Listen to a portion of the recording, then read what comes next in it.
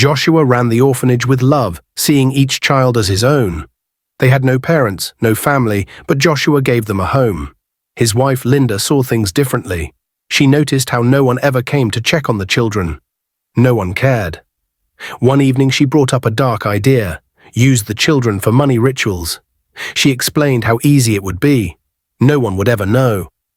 Joshua was horrified at first. He loved the kids, but Linda reminded him they weren't related to him. They were just orphans, and their lives could mean something greater. After weeks of pressure, Joshua gave in. Linda led him to her village, deep in the forest. They met an old woman known for her powers, feared by all. When they arrived, the air grew thick with tension. The old woman sat in front of her hut, eyes glowing with an unnatural light. She looked Joshua up and down, then smiled. She asked him to do something unthinkable, to sleep with her in exchange for the ritual. Joshua refused instantly. The old woman's smile faded. She warned him that he had already seen her face, and if he disobeyed, she would kill him. Fear gripped Joshua. He had no choice. He obeyed, feeling a weight of guilt and shame pressing on him. When Joshua returned home, something strange awaited him. In the middle of the room was a large bag of money, more than he had ever seen in his life. His heart pounded as he stared at it. Linda smiled knowingly, but Joshua felt only dread. The money was real, but the cost was far greater than he ever imagined. Joshua and Linda's lives changed overnight. The bag of money was only the beginning. Joshua soon found himself moving in circles he had only dreamed of, the high and mighty, people of power and influence. With his newfound wealth, the orphanage expanded, and life seemed good. But the happiness didn't last. A few months passed, and Joshua noticed the money was dwindling, slipping away faster than he could keep up. The wealth, once so abundant, was fading. Fear crept in, and Joshua knew there was only one place to go. Reluctantly, he returned to the old woman, back to the dark village. When he arrived, the woman was waiting for him, as though she had known he would come. This time, there were no words of comfort. She told him bluntly, to maintain his wealth, he needed to bring more children. The more children he sacrificed to the gods, the greater his fortune would grow. Her words chilled Joshua to the core, but he was desperate. The thought of losing everything terrified him. Joshua did as she commanded. He began taking more children from the orphanage, one by one, until the halls that once echoed with laughter grew silent. Each time he performed the sacrifice, more money appeared, and each time his guilt deepened. Soon people began to notice. The Good Samaritans who once came to the orphanage to donate clothes, food, and toys started asking questions. They couldn't help but notice that fewer children were around. What happened to the cheerful faces that used to greet them? Why were there so few kids left? One day, one of them asked Linda directly.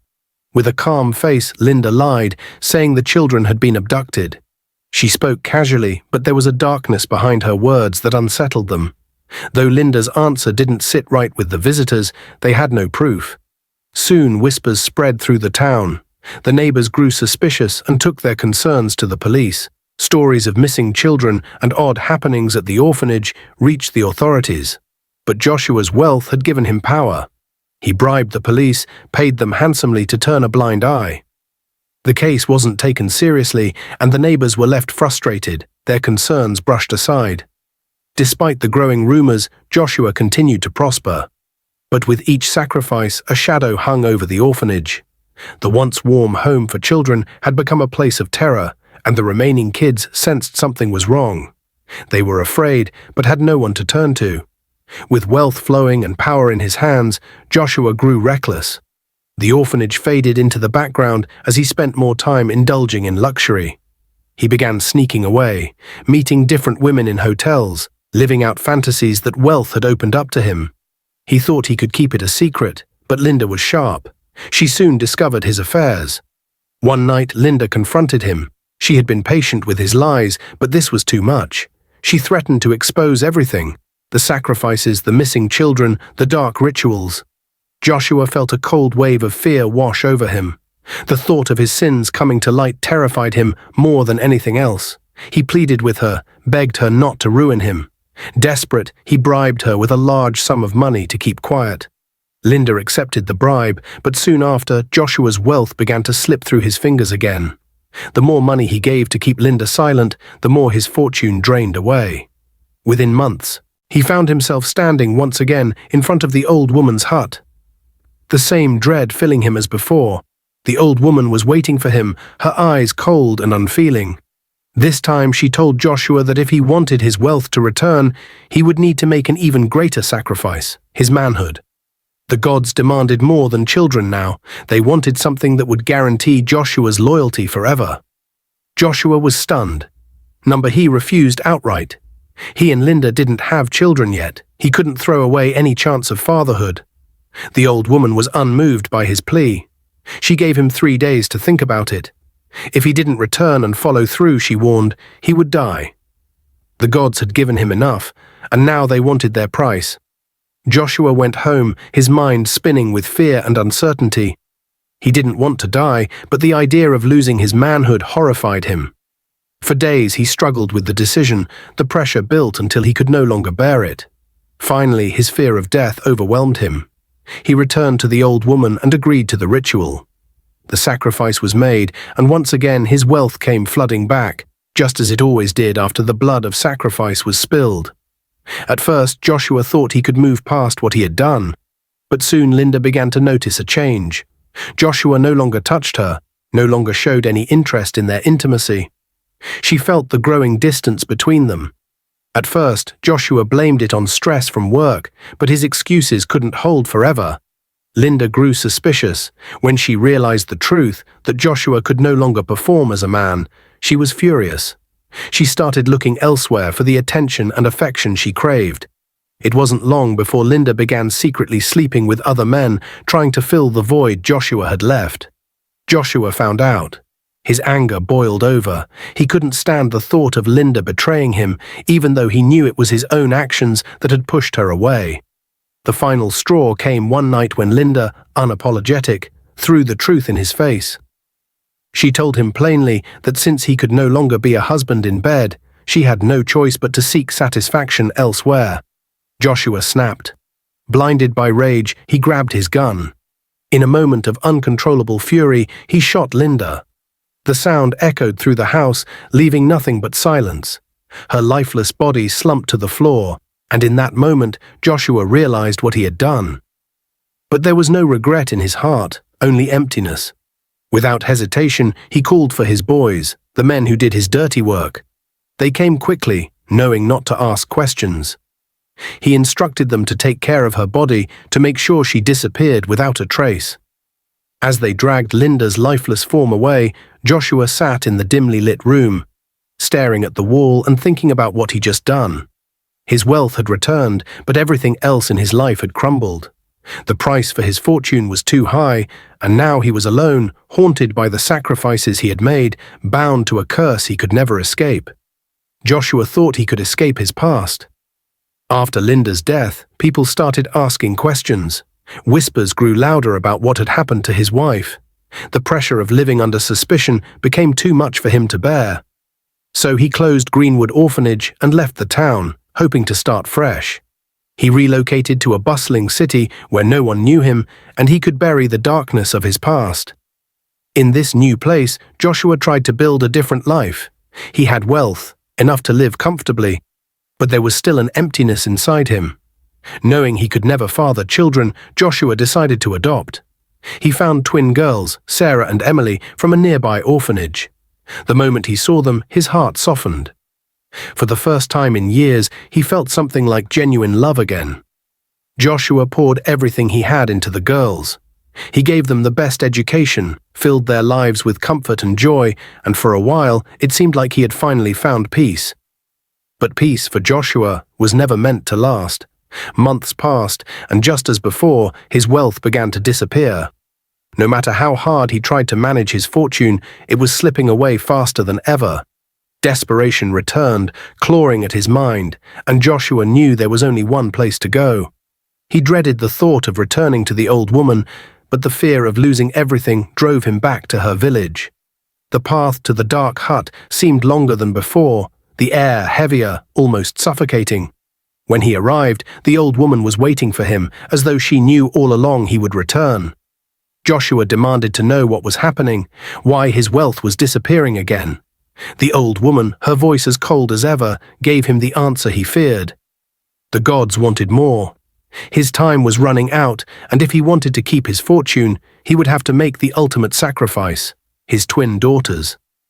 Joshua's heart dropped. Never, he told her. These were his girls. He loved them more than anything in the world, and there was no price high enough to make him harm them. The old woman's face remained still, her eyes like stone. She warned him that refusing the gods meant losing everything. His wealth, his influence, it would all vanish, and he would be left with nothing. Joshua's voice cracked with anger and desperation. He didn't care anymore. The woman had already taken enough from him, his manhood, his wife, his peace of mind. He was not going to let her take his daughters too. She tried to reason with him, reminding him that the twins were not his biological children. They were orphans, just like the others. But Joshua's love for them was stronger than any bond of blood. It didn't matter that they weren't his by birth. They were his daughters in every way that mattered. With fire in his eyes, Joshua told the old woman to go to hell. He was done with her, done with the gods and their twisted rituals. He didn't care about the wealth anymore. He would rather live in poverty than sacrifice the two people he loved most. The old woman gave him one last warning. If he walked away, there would be no second chances. He would lose everything, and the gods would not spare him. Joshua didn't flinch. He turned his back on the woman and left her hut, his heart pounding but his mind clear. When Joshua returned home, he was a changed man. The money quickly dried up, just as the old woman had promised. His luxurious lifestyle faded away, and soon he found himself living humbly, scraping by on what little he had left. But for the first time in years, Joshua felt at peace. He still had his daughters, Sarah and Emily, and that was all that mattered to him now. Joshua's new life was a stark contrast to the opulence he had once enjoyed. His fortune was gone, and he struggled to make ends meet, living a modest life. But despite the financial difficulties, his greatest joy came from his twin daughters, Sarah and Emily. They were his light in a world that had turned dark, and he did everything he could to provide for them. Joshua worked odd jobs, barely managing to cover their needs. The sense of security he once had was replaced with constant worry. But his love for his daughters kept him going. One day, as Joshua walked down the street, lost in thought, he saw a familiar face. It was Jessica, his ex-girlfriend from before he married Linda. They hadn't seen each other in years, and a wave of guilt and confusion washed over him. Jessica greeted him with a warm smile. They stopped to talk, and Joshua learned that Jessica had been trying to reach him for years. She revealed that she had been pregnant with his children when they last saw each other. But after she lost touch with him, she had no way to find him. When the twins were born, she had taken them to an orphanage, hoping they would find a good home. Joshua's heart sank. The thought of his children being in an orphanage all these years was overwhelming. Jessica's eyes lit up when she learned that Joshua had adopted twin girls. She had always loved twins and was eager to meet them. Her excitement was clear as she asked if she could visit Joshua's home to see the girls. Joshua, feeling a mix of curiosity and nervousness, agreed. When Jessica arrived at Joshua's modest house, she was filled with anticipation. As Sarah and Emily came into view, Jessica's reaction was immediate. Her eyes widened and she gasped. The twins had features strikingly similar to those of the babies she had given up years ago. It was a moment of profound recognition.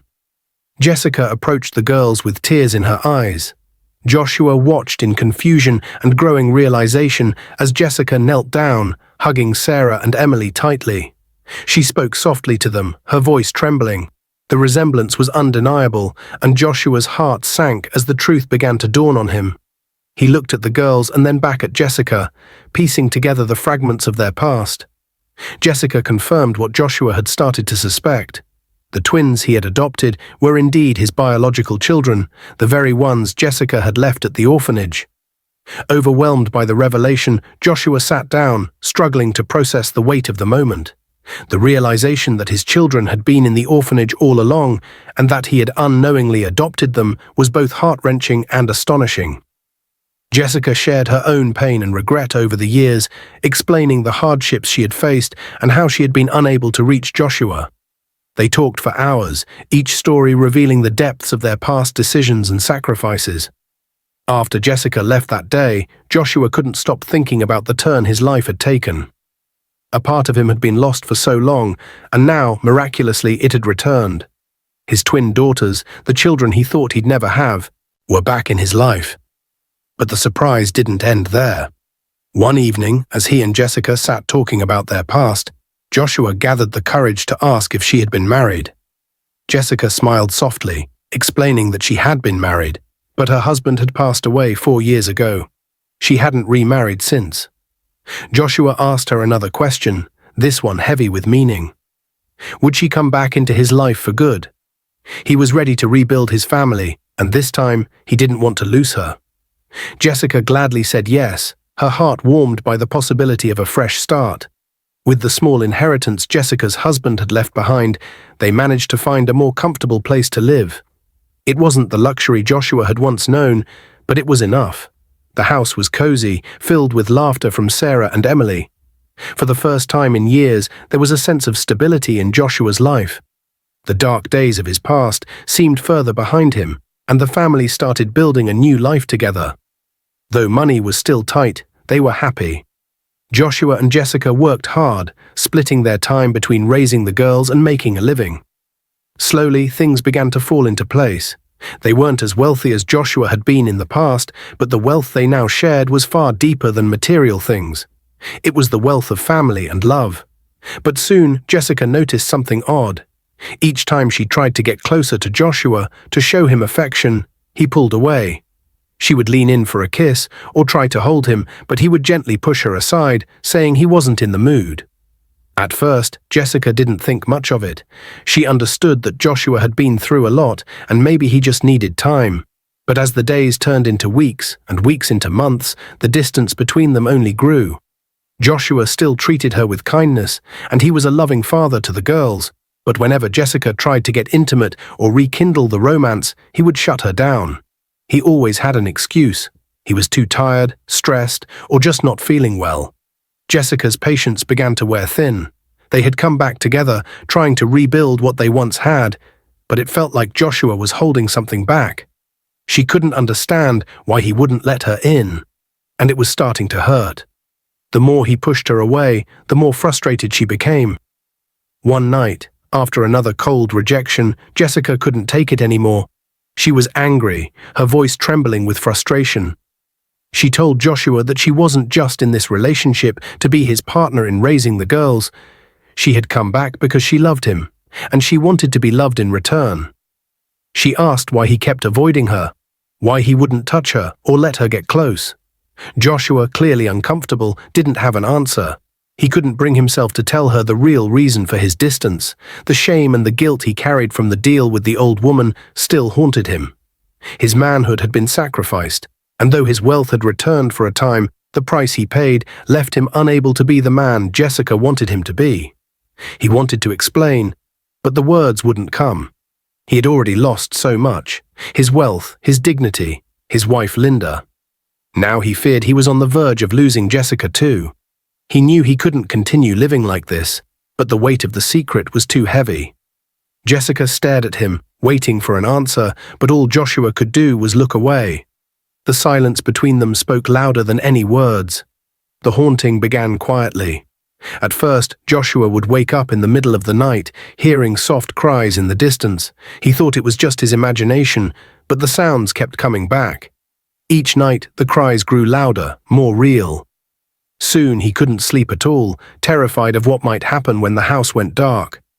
One night, as he lay awake in bed, he saw them, the children he had sacrificed. Their faces were pale, eyes empty, their small hands reaching out to him. Joshua's heart pounded in his chest as the room grew cold. They didn't speak, but their presence was enough to fill him with dread. He tried to close his eyes, but even in the darkness, he could feel them there, surrounding him. It got worse with each passing night. The spirits would pull at his blankets, whisper his name, and stand by his bed watching. Joshua couldn't take it anymore. He was too scared to sleep, too scared to even stay in his own home. Every night felt like a nightmare he couldn't escape. After weeks of this torment, Joshua couldn't keep the truth inside any longer.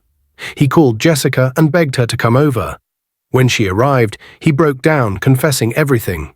He told her about the old woman, the rituals, and the children he had sacrificed to gain his wealth.